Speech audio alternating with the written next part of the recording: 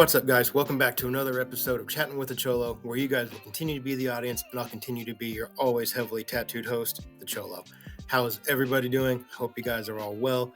Today, we're going to be jumping into part 3 of Chris Chan, A Comprehensive History. Big shout out to Gino Samuel for putting everything together that he has. It's an 85-part series on Chris Chan. It's everything that you could ever want to know about Chris. Go check out his channel, give him a like, subscribe, all that good stuff. If you're new around here, thank you for taking the time to check out my channel. It's a lot of pointing our fingers and laughing at the misfortunes and misdeeds of lolcows and creeps.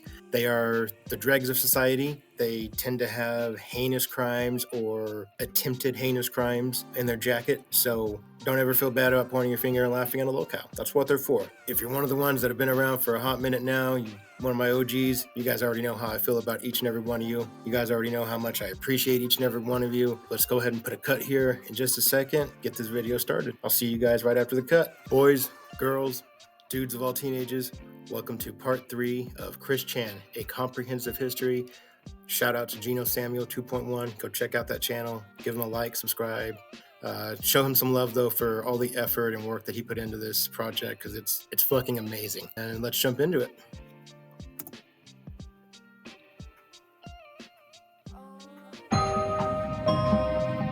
What made him this way?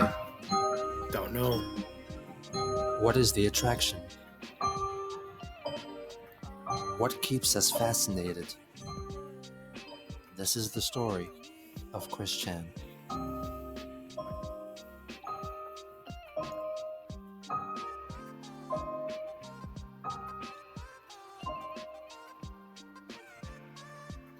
Not that fucking guy. Part 3. Hello, my name is Christian Chandler, age 22 at this time. I will be 23 on February 24th, 2005. Anyway, for over a year now, I've been trying to attract an 18 to 22-year-old boyfriend-free girl, 18 to 21 before February 24th, 2004, which is this year. Anywho, been trying for over a year to attract a girl, boyfriend-free girl, and I have failed. And you know, we had so many failures at this time. You can't help but feel sad, you know, and depressed.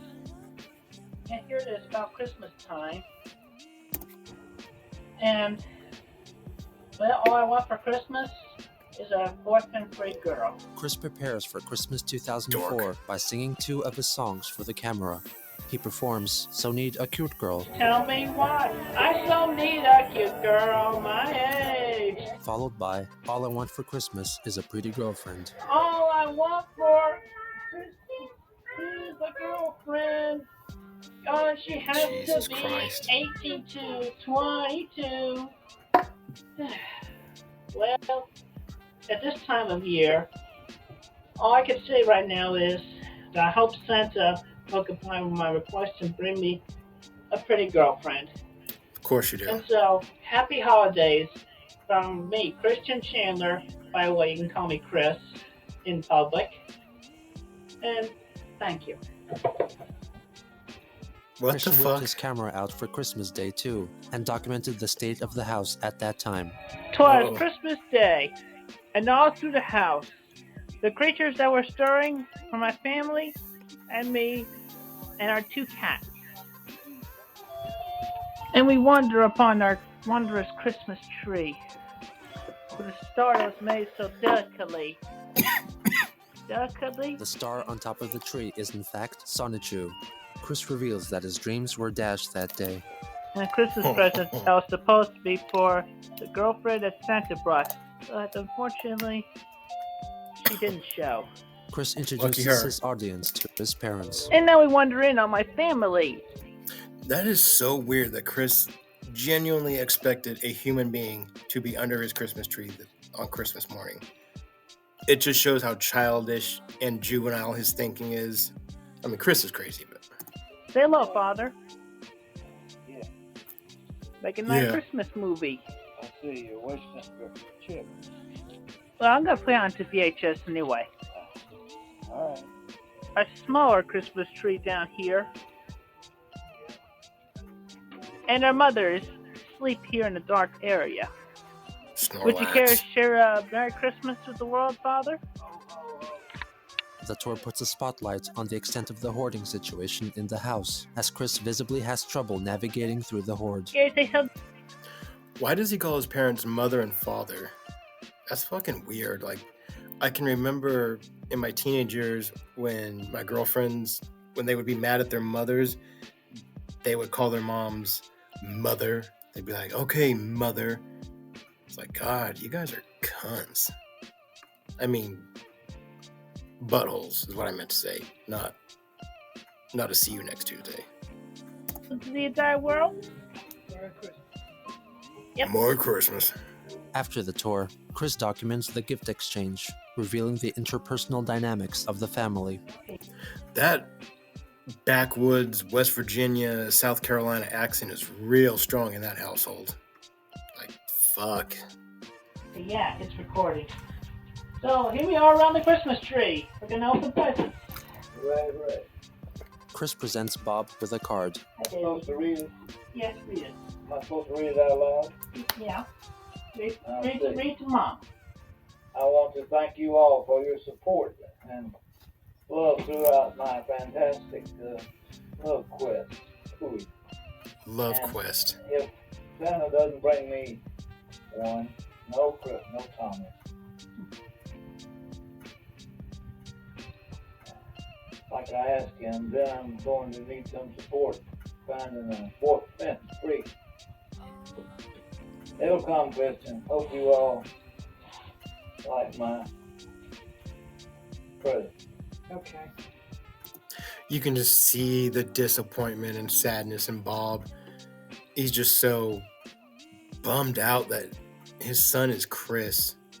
Like, of all the potential offspring that he could have had, Chris was the fastest swimmer. His last years must have been fucking devastating. Today I'm thinking of Christmas and remembering you all. Merry Christmas, Christian C. Christian gives Bob the option of receiving the Puppet TV show Fraggle Rock on DVD or on VHS. After Christian discreetly implies that he wants to keep the DVD for himself, Bob caves in and chooses to take the VHS. Yes, So you want the VHS? yeah. There you go. I'm not much for the other. DVD.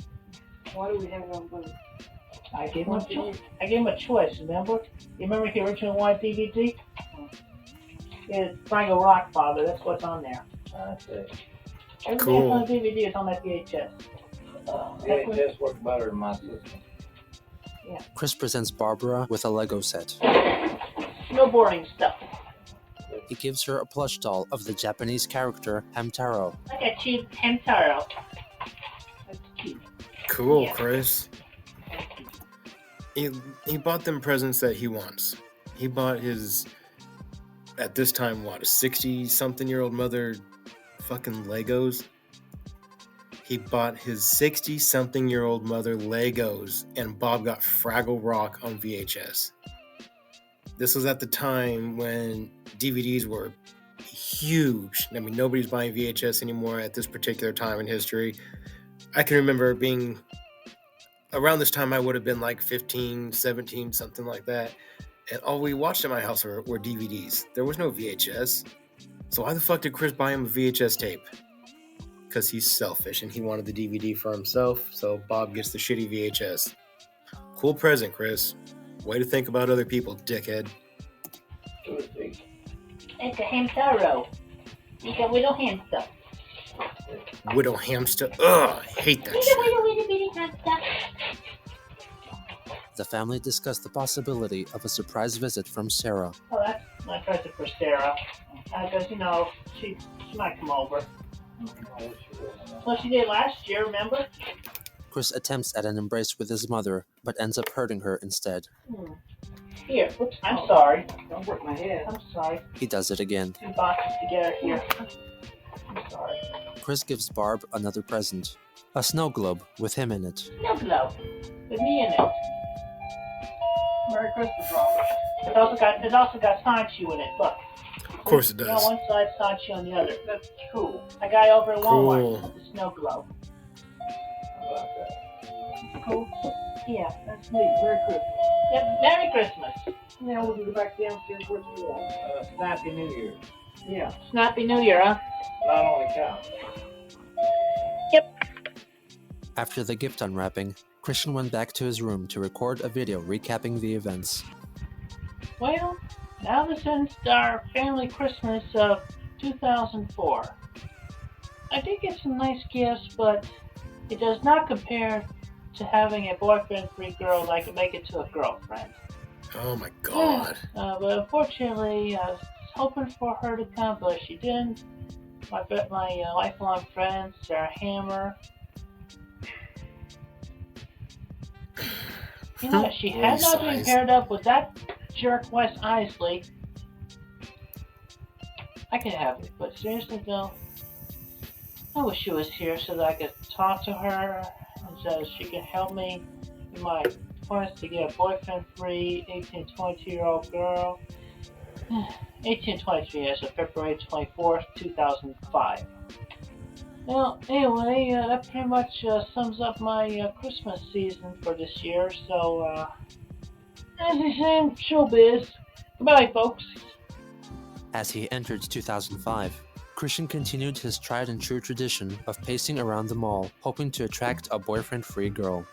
His activities quickly caught the eye of Anna McLaren, an employee of Pack & Son at Charlottesville Fashion Square, who described her encounter with him in a blog post titled The Tale of the Crazy Pacer. There was a guy who paced in front of Abercrombie & Fitch. He'd come and do it for hours on end, just walking back and forth. He was an okay-looking guy, not evil-looking like creepy molester dude. So he would pace for his allotted time, then leave. Sometimes, as he paced, he would sing or shout. Nobody really could ever tell what he was saying. Oh yeah, and he always wore the same shirt. A nice little long-sleeved red and blue number that had a gold crest on the left side, and white collar and cuffs. Then, one day, he decided to start pacing on the Pac Sun side, so he started pacing in front of our store. We were doing floor set, and Lin noticed that crazy pacer kept looking into Pac Sun as he paced, and this day, he was acting particularly crazy. He'd pace and pace, then stop and shout something at the wall, then keep pacing. And he also did some singing, even getting into the vibrato falsetto junks. It was hilarious. So anyways, someone, I can't remember who, suggested that the next time he looked in, we wave at him. So they waved, and Christian waved back. After some waving back and forth, Christian took the initiative and entered the store. He came right up to the counter that I was standing behind, and he looks right at me, all fidgety and twitchy, and he goes, "You look to be about 19 years old, right?" He then proceeded to introduce himself. "My name is Christian," he said, "but you can call me Chris. I'm Christian W. Chandler." "Oh," I said. "Hi, Chris." "So," he continued, "do angels have names?" I found out later that he meant to say, "Do angels like you have names?" Poor guy was so nervous, he didn't get it right. It wasn't right either way. That's a stupid fucking pickup line. Do angels like you have names? That's stupid, Chris. Fucking idiot. Anna introduces herself, then Chris talks about eyes. "My eyes are two different colors. One of them is green and the other is blue.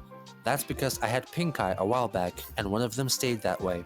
What color are your eyes?" That's because I had pink eye a while back. Fucking slick, dude. Slick. I had pink eye. Jesus fuck.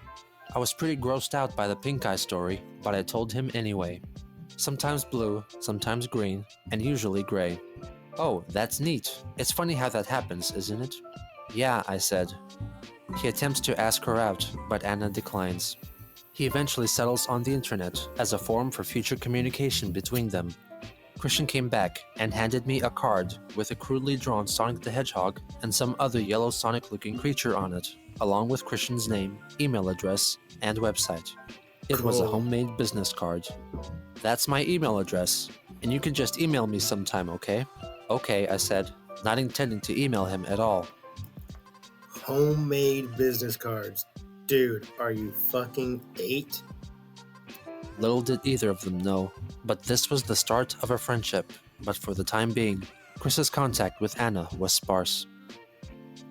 In February, Cartoon Network's Adult Swim block held a contest which asked viewers to make their own commercial advertising the release of the cartoon series Harvey Birdman, Attorney at Law, Volume 1 DVD set. Christian sent in his own unique take, in which he mentions his ongoing feud with Mary Lee Walsh. Hello, I hired Harvey Birdman, attorney at law, to help me, Christian Attorney. Weston Chandler, in my case against Bernie Walsh, who years ago shared my heart. And he has won the case for me, and you have won for me. And Harvey Birdman 2 disc DVD box set, which comes out April 12, 2005. He finishes with a brief promotion of his custom cards depicting himself and Sonichu. It's Oh, a of Christian course he Chandler does. Sonichu production. Regrettably, the winning entry did not feature Chris. In response, he vented his frustration at losing on the Adult Swim message board. My entry was very dramatic, and a lot better than that piece of poo, or any of the others that made the top 5 as well. I'm very upset about that. I bet My they Quick's were Harvey great, Chris. Birdman spot was I bet Chris's entry was just chef's kiss, just amazing. God, he's so fucking up his own ass. the best, and I feel sorry for you, Adult Swim, for not noticing that. You all should take another good look at it and seriously God damn, reconsider. Chris. In March, Christian published Sonichu Issue 0, his first full-length comic. The issue is further divided into episodes, much like a television show, with a different story in each one. Episode 1 begins in an open field 5 miles from the city of Station Square, in which a wild Pikachu observes fighting in the distance between Supersonic and the Perfect Chaos Monster. Pikachu gets caught in the scuffle and collides with Sonic, the impact releasing a rainbow which lands on a girl Raichu 15 miles away, who then transforms into a hedgehog-like creature and calls herself Rosechu. Meanwhile, the Pikachu somehow inherited Supersonic's powers and changed form, and joins Sonic in the battle, defeating the Perfect Chaos Monster. Even though that's supposed to be a comic book, that's really fucking stupid, Chris. Just garbage. Christens himself Sonichu. Christian himself interjects here and there. He draws himself having one blue and one green eye, as he had told Anna. His eyes are in fact different colors, but the difference is nowhere near as profound as in his illustrations. He then proceeds to introduce Quickville, and reveals that he is also the mayor of said town. He then goes on to introduce all the main characters of the story, including Mary Lee Walsh. He saves himself for last, and devotes a full page to talk about Christian Weston Chandler. The course next he does. episode concerns Sonichu and Rosechu meeting and quickly falling in love, sharing a kiss underneath a spray of fireworks. In episode 3, Sonichu confesses that he has a dislike for pickles, as does Christian in real life. This is followed by the introduction Do you guys see what? a dislike for pickles, as does Christian in real life. This is followed by the introduction of the evil foe, Natesurk, whose name is simply Christian backwards. After the battle is won, That was the best he could come up with, Christian backwards. God, he's fucking stupid. Mayor Chandler drives off in his car, carrying the Virginia vanity plate, Sonichu, identical to the one on his real-life car. It should be noted that Sonichu refers to Chris as his father, even though his creation has nothing to do with Christian. The comic ends with a sub-episode starring Chris in a story based on his run-in with the mall police. However, in this version, he clutches his medallion, says Electric Hedgehog Power, and transforms into Chris Chan Sonichu, who largely looks like a blue-colored Sonichu, making him look like the original Sonic the Hedgehog. Meanwhile, the Jerkop equips metal armor. Needless to say, Chris defeats him by cursing him into experiencing horrendous bad luck by using his Curse-Ye-Ha-Me-Ha attack. Towards the end of March, Hannah, who worked at Starbucks in the Fashion Square, approached Christian during his near-daily pacing and asked him out on a date. After she left, I became very excited and oh my god all over. After calling mom and eating me nuggets, I lifted the chair with such cheer and grace and spun around with it like a dancer, very excited and oh my god all over.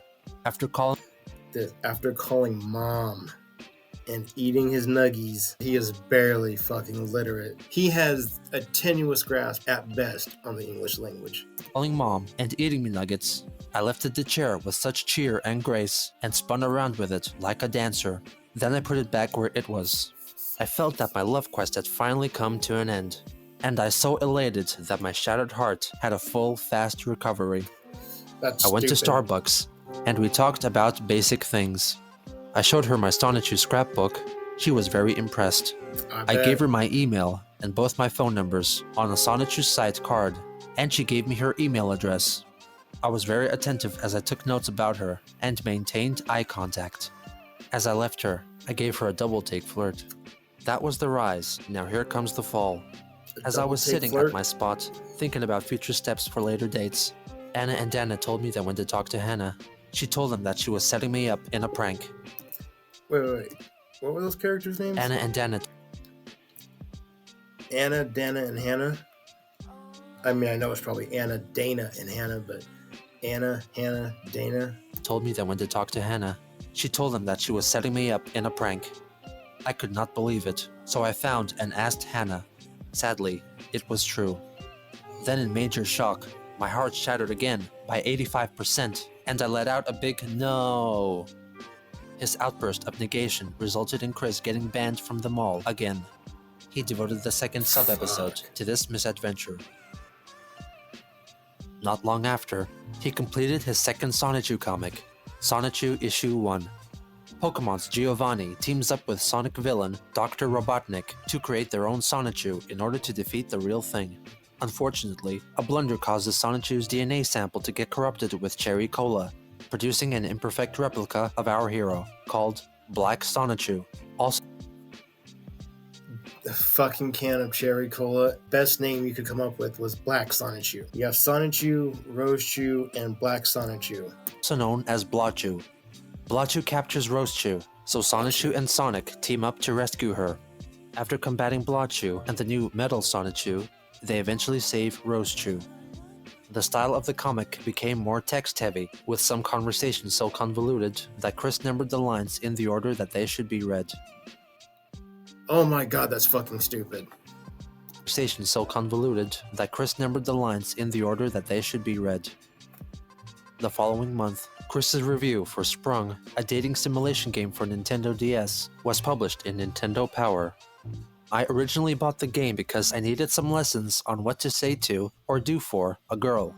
To make a long story short, I developed a fear that all the pretty girls are already paired up with a boyfriend.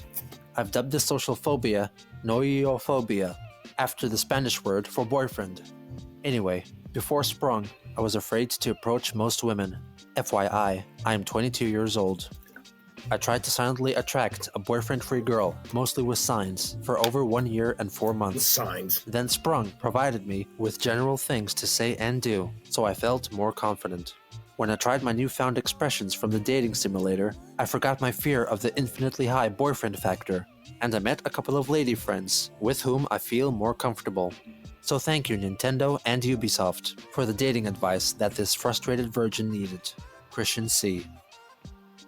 On April 13th, a University of Virginia student wrote a blog post that included her observations of Christian, whom she renamed Sonichu, hanging around the Alderman Library.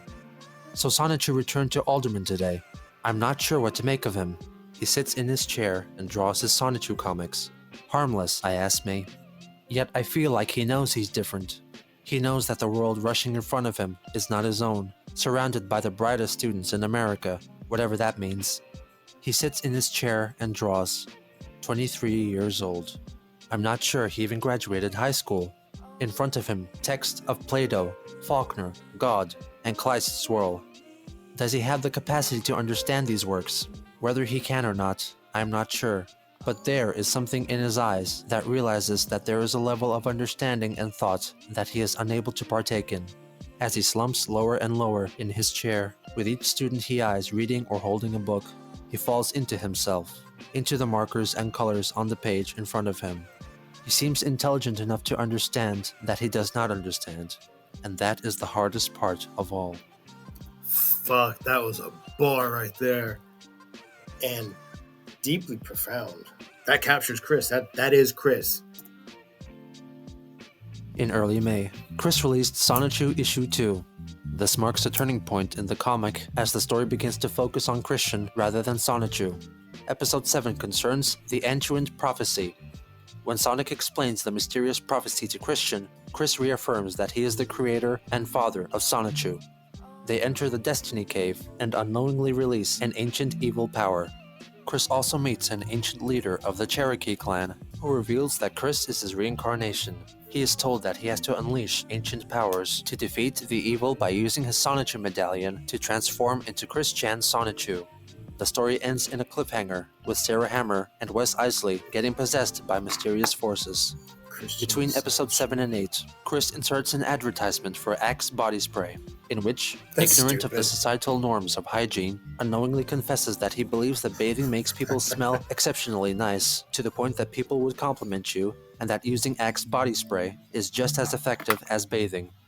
Episode 8 continues with Wes meeting his past self, who is a member of the Wasabi clan, and turns into Wesley Sonichu and vows to kill Chris.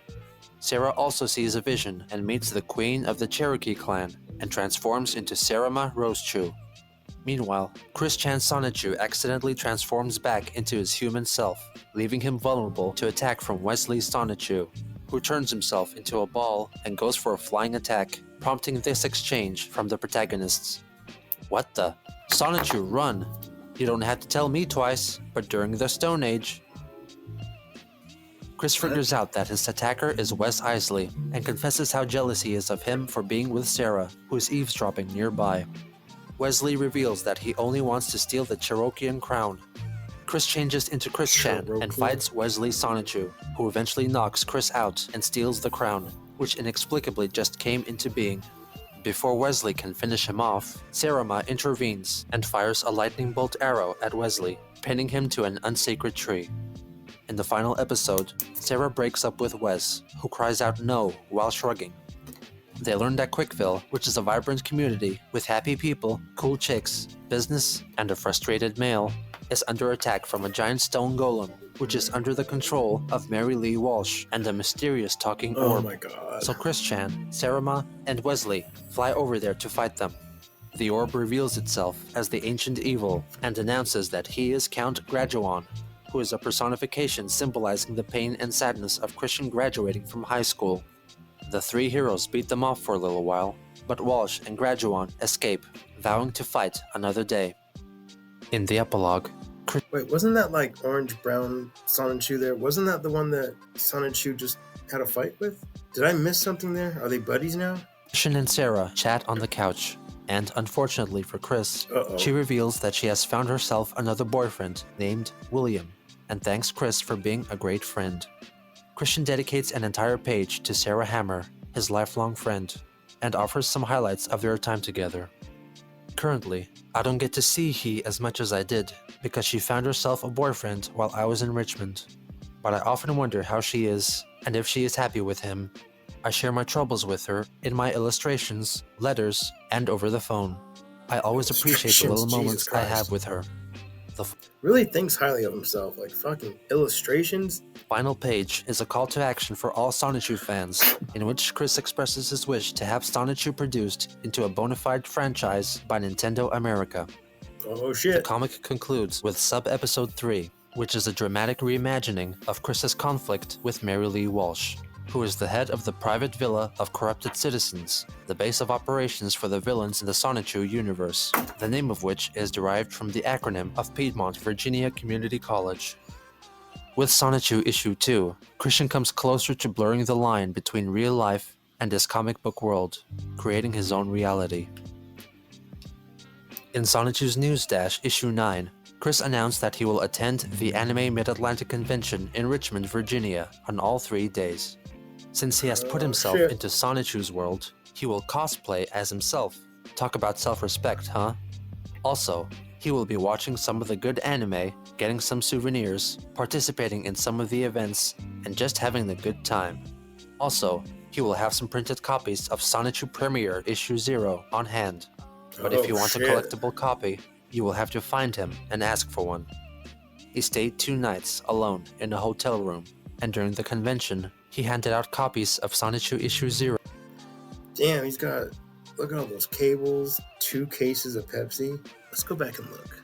Copy, you will have to Let's find see him it. and ask for one.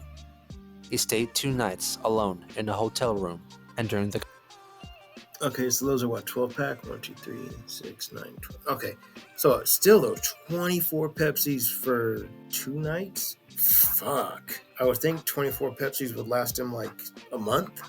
God damn, that's a lot of stuff. Fuck. Putting it into perspective for me, how much soda he's drinking. 28 a day? Jesus Christ. Convention, he handed out copies of Sonichu issues He really did take his whole fucking video game setup too. Fucking nerd. 0 to I could give a fuck less about the video games. I love video games. It's a memory that I can remember enjoying. Video games are great, but Chris is a fucking nerd though. suspecting attendees. On June 22nd, Christian recounted the events of the past 2 days. I had my setup at the McDonald's at Walmart, and apparently complaints were made. The two manager-jerks, a senior comic, and a black, fat jerk. He looked a lot like the leader of the jerk cops at the mall, whom I refer to now as the Jerk Chief, approached me and took me for a fall with my trying to find a boyfriend-free girl, like I have been doing for the past over 1 year and 10 months. We argued and disputed until the two of them left to call the police. While they were gone, I had taken off the sign from my Nintendo DS and hidden it on the back cover of my diary. When the jerk cops came, they were all like, "What seems to be the problem?" And the married senior comic was like, "Where's the sign?" And I was, "What sign?" And another argument was had between the four of us, in which I never gave any of those jerks eye contact, because none of them deserved it. How fucking weird would that situation have been to see these managers trying to talk to this dude about setting up his whatever bullshit in their McDonald's inside of Walmart, and he's arguing back consistently, but just like this, just like da-da-da-da, he won't make fucking eye contact. I bet that's a situation those dudes will not ever forget. Like, hey, you remember that time that overweight autistic guy came in and was acting like an asshole and wouldn't look at anybody, but argued with us for however long? What an irritating thing to have to deal with. So, I got kicked out from the McDonald's, not the Walmart, for the rest of the day. Now for what happened today. I was starting to set up my things, and the B manager was getting in my face. I feel that he really hates me. And he was like, "Don't set up your stuff. Don't push me." I was not going to use the Nintendo DS sign today anyway, but he did not want my pixel block sculptures at all. I stood up against that manager. I continued to build, and I dictated my situation into his face with a song and dance. You dictated your situation into his face with song and dance. What the fuck does that mean? He went up to the Walmart manager, and he was like, "Hey, let's talk." But I sat silent for a minute. Then I said to him, "I do not speak to any man other than myself, because they all have taken all the pretty girls, leaving me with none." Okay, now imagine that same scenario I just mentioned. Chris gives you that line that he just said. What a weird thing to say. It's weird to think that we're only on part 3, and this shit is 82 more parts of this insanity. Seriously, guys, we really got to throw a big old shout out to Geno Samuel for this, because I don't know how that dude didn't drive himself crazy watching this shit, putting it all together. Verbal combat had started, and during the fight, I ran off, still giving verbal punishment, as well as the finger, and many Kamehamehas. The finger. I nearly backed up onto him with my car, and I gave him another finger. Then I dashed off. Now, I feel sad, because I've nowhere else to go to attract a boyfriend-free girl. And I feel very furious with those managers and all men other than myself and my father. Chris began believing that there was a conspiracy involving all the men in his town. They all are against me in finding a girlfriend of my own, but I will not give up on my long and Tados love quest. I'll find a new attraction spot, somewhere in Charlottesville, Virginia. There has to be at least one 18 to 23-year-old boyfriend-free, caring, smoke-free, non-alcoholic, white girl out there somewhere. Chris dramatized this entire ordeal in sub-episodes 4. What a line that was. There's only so much I can say, so many words that I can put to the thoughts and emotions that this ridiculousness is making me feel. Stupidity, idiocy, dipshit activities, they're just mind-boggling. Truly. And 5. But his adaptation also featured the manifestation of his dream sibling, Crystal, his twin sister. Uh-oh. A mere month later, he caused more trouble, but this time at Target. where he sat waiting to encounter a boyfriend-free girl for hours, taking gross advantage of the free refills at his disposal. I was at the new Target store, just hanging around, not bothering anyone. And, Doubt from that. out of the blue, these two managers asked me to leave because they said I was loitering. I was not. I was there hoping to find an 18 to 23-year-old boyfriend-free girl like I usually do. Then, Again, imagine this situation and you're one of these managers and you tell this dude, hey man, you gotta stop loitering. You can't be in here just doing nothing. You need to go. And he says, I'm not loitering. I'm looking for a girlfriend. And then he uses those very specific parameters, 18, 23, white girl, boyfriend-free girl, don't drink, don't smoke. Like, dude, what a weird interaction it must be to come into contact with Chris Chan. When the gamer from Mars went to his house and did that interview, I bet that shit was wild. from out of the blue, after I told them off, they came back with two jerk-cops. I was slightly intimidated, but mostly annoyed and ready to strike back on them. They asked me to leave and never return. I did not want to leave. I would have left peacefully. In fact, I was ready to go. But I had a prepared speech to say to them stupid jerk-cops. And, during the middle of my speech, they chased me, pulled my pants, and pinned me to the floor. 5 jerk-cops dogpiled on me as I struggled to get free. I doubt it 1,000 took that pounds of many. sausages on my 180-pound body was seriously a cutoff for my breathing flow. There's no goddamn way you're only 180 pounds, Chris. You are morbidly obese and you have been your entire fucking life. They handcuffed my wrists and legs, and they hog-tied me. Not only did I feel humiliated from being the victim, but I was angry at them, not only for handcuffing me, but once again thwarting my efforts in trying to find a boyfriend-free girl. Thwarting your efforts into victimizing some young lady, what you meant to say. They drove me to the county jail, but fortunately, they did not keep me there. I was released to my family. Chris was charged with trespassing and disorderly conduct. It was terrible, but my mother and I are going to get back at them in court. In fact, I learned that the jerk cop who arrested me was called Baggett. That was the only thing about the situation that was hilarious. Replace the B with an F, and you can see how funny it was. I'll give that to Chris. That is funny. May not be politically correct, but it was funny. I can see why he giggled at that.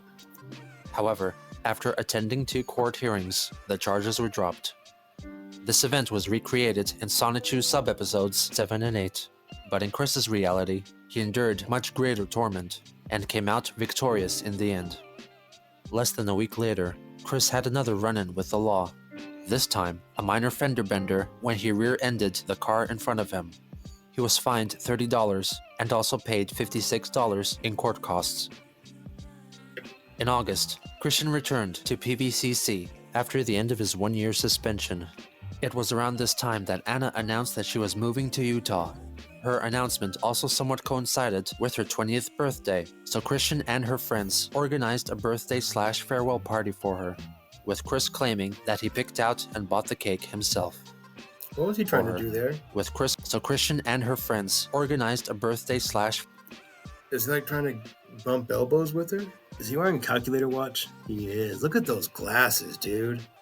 Oh my, like everything about Chris.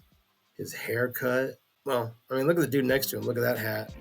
Fucking kicked off to the side. Oh God, I remember oh my God, I remember that time in history. Oh, it was awful. But Jesus Christ, he wore his fucking Sonichu medallion. Fucking cool, Chris. farewell party for her, with Chris claiming that he picked out and bought the cake himself. Creep. Throughout August and September, Chris engaged in back-and-forth conversations via MySpace with 2 female students, Jelena and... Let's go back a little bit. Ooh, too far. and bought the cake himself. Throughout She said, August and September, Chris engaged in back-and-forth sorry, you're just sort of desperate. No, that's okay. conversations via MySpace with 2 female students, but despite all his efforts to meet with them, it ultimately came to nothing. In September, despite all his efforts to meet with them, it ultimately came to nothing. Fuck, she does not want to see your goddamn shitty drawings of fucking Sonichu, Chris. In September, Chris finished Sonichu Issue 4, which was merely a compilation of sub-episodes 1 through 8. He claimed that his mother didn't want him making any more stories concerning his own life, so he obeyed and stopped making sub-episodes. In October, a user on a Sega forum began a discussion thread about Sonichu, in which members discussed the comic and Christian's personal antics. This was the earliest documented online discussion concerning Christian, but the original Sega forum hosting site has since been shut down and there is no known archive of the discussion chain. In November, Shoujo Beat, a manga anthology magazine, published Chris's letter which vaguely concerned the manga Absolute Boyfriend. Riko Izawa in Absolute Boyfriend sort of has the same problem I do. She can't get a guy, and I can't. I wanted to do this, and I didn't want to be rude about it. Get a girl. Here's my sitch. All the pretty girls are already paired up with some jerk, leaving me with none to choose from. Also, nobody can tell, off the bat, a paired up from a boyfriend-free girl. At first, it's equally hard for Riko to find a girlfriend-free boy, but then she's granted this wish, where she gets a girlfriend-free boy, although he is a robot, delivered to her doorstep. Lucky girl. I'm 23 years old. One would think I'd have gotten a girlfriend by now, but no, I haven't. I'm stuck in the situation where if my parents should pass away, I will be a very lonely virgin. Oh shit, he had no idea the weight that those words would carry later on in life, does he? Oh. Some months later, a fellow reader sent in a reply to Chris. Why is he only looking for pretty girls? There are plenty of girls who are not supermodel gorgeous whom he could date. It's not the outside of the package that counts, but the inside.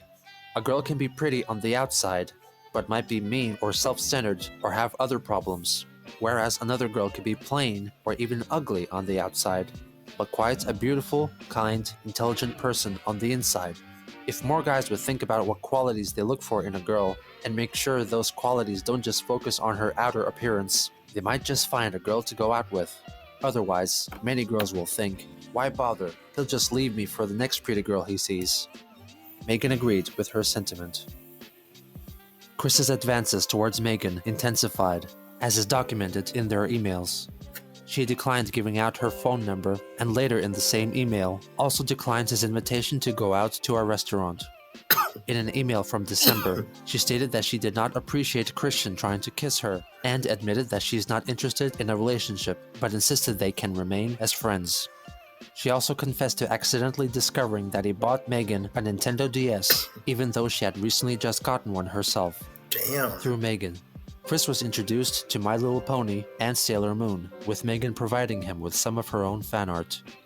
He also began making his own custom My Little Pony figures, including one that he made using his own hair. As an adult male fanatic of My Little That's fucking weird. I didn't know he made a little horse with his own hair. Pony, he preceded the so-called brony culture, which would only begin to blossom around 5 years later. Megan also requested him to bid on a collection of World War II photos on eBay, of which Chris was the winning bidder. In 2006, Christian's online spending habits intensified, with Chris purchasing My Little Pony and Sailor Moon figures, pornography, and sex toys, among other things. In February of 2006, Christian finished drawing Sonichu Issue 3, which took 7 months to complete. The comic begins with the origin stories of each member of the Chaotic Combo, whose eggs were created in and ejected from the rainbow as seen in Episode 1. The green egg lands in the jungle. The electric hedgehog Pokemon that came out of it grows up to become Wild Sonichu.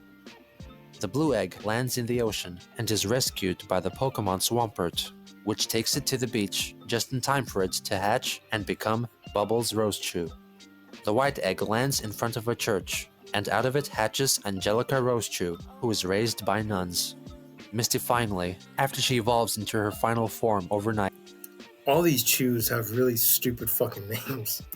Christian is outside her window, bringing her a scrunchie and a Uh-oh. pair of shoes as a gift. The red egg Creep. crashes into Nabe's dojoshin and hatches.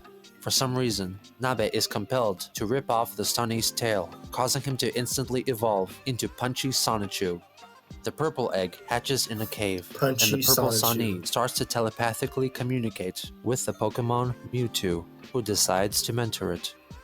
For months, this mysterious mentor taught the Sunny how to hone his pores, lift objects mentally and physically, and what the outside world was like. Until one day, during meditation, the Sunny suddenly evolves into Magichan Sonichu. He then farts. The episode ends with a final bulletin which would have been more suitable for a televisual feast rather than a comic book. Stay tuned for when these suitable Was that he part then of the comic farts. book? Yep. The episode He then ends with a farts. final bulletin which would have been more suitable for a televisual feast rather than a comic book. Stay tuned for when these hedgehogs meet. In the next episode, Blotchu steals a Master Sunstone and through a comedy of errors is met with 4 of the chaotic combo. Eventually, the 5-member troupe teams up with Sonichu and they take down Blotchu, leaving him in a bloody mess, accompanied by a tweet sound effect, commonplace in cartoons. The comic closes with a fake ad for a call service that would send one of the 2 single men in the world a beautiful girlfriend or a monkey. In May 2006, Christian That's attained a weird. CAD degree after 5 years of study, even though it should have only taken 2. For the graduation Shit. ceremony, he decided to wear the robe from his high school graduation instead. Now that Christian received his Oh, he wore the Sonichu medallion. Oh, you fucking moron. Oh, poor Bob. I feel so bad for Bob. qualification, this made him more likely to get a job and advance his life towards building up a career, doing what he loved, and possibly even realizing his wish for the Sonichu franchise to become a dignified reality, making his dream come true.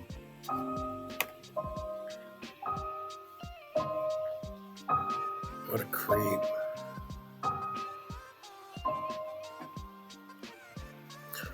Wow, that was an interesting episode there. And we're only on step 3 of 85. Plenty more to come. I really hope you guys are enjoying these because I'm having fun making them. Thank you guys if you made it this far. If you're new here, thank you for taking the time to check out the channel. And if you're one of my OGs, I tell you guys all the time, you already know how I feel about you. I know this is still early days and there's still rough waters, but it will get better, I assure you. Anyways, thank you guys for writing that one out with me. I really do appreciate it, and I will see you in the next one.